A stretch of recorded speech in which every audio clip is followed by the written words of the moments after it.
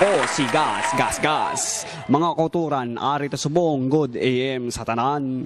Today is Small Group Sunday. Kabalo kamo nga gina-invite kamo subong. Opportunity ini nga mag-intra kamo small group. Karon magwata, may self leader nga maghagad sa imo. Gani intra na. Subong mag-interview ko ng mga tao. Kadtuan ta sila. Maayong hapon sa buong adlaw sa inyong tanan. Ari kita sa Loza Center. Mga-interview ta sa mga tao nga nag-intra small groups. Takata.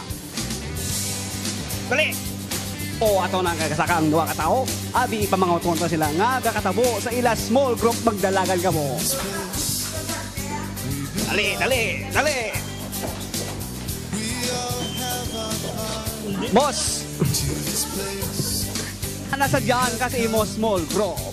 Nasadyan ko kay mamit lang kami sa amon mga amigo sa small group. Gamit kami na once a week lang mo. Kaya mo ng chimpo kami magkasurihanay.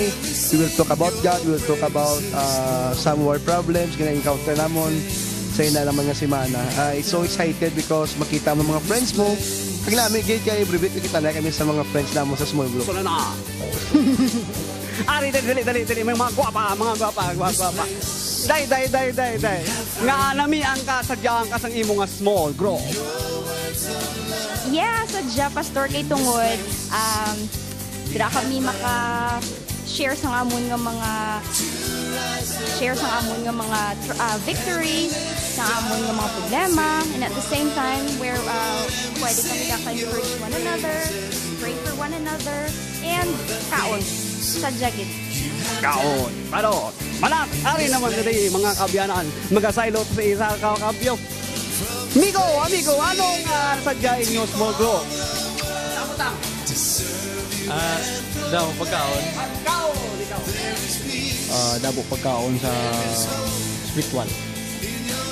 Pagkaon Japon. Pagkaon Japon, puros buyonan. Hindi siya kuno, wala. Gala. Ikaw to, nga nasadya kay mo small group. Ay, grabe ged. Nga nasadyan ko.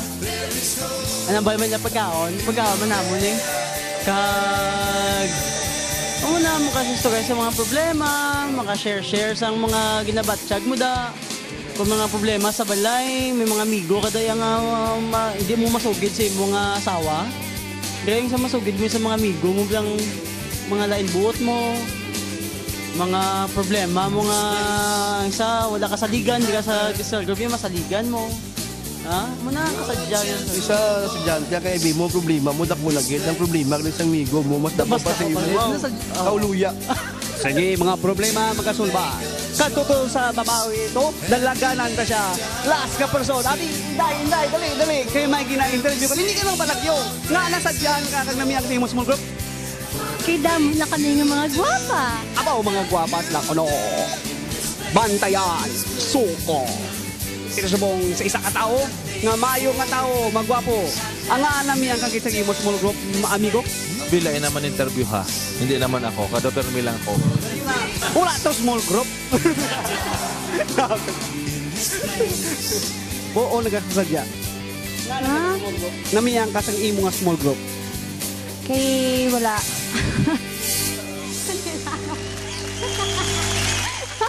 Nasadyahan gid siya. Wow. Masadya ko no iya small group. Obvious ba nga sadya? Hindi. Nasadyahan ko sa ako ng small group. Kaya kunwari ako sa akong small group, I can be myself. Kag, itungod yung mga manang ko lang sa small group ko, akong pinakabata, di namiyan, di ko kay, naghatag sila advice nga makabuligid sa akon. Kag hindi, to pamper me, but to encourage, to strengthen me. To strengthen her. Very good. May babae sa nalagyo. Go.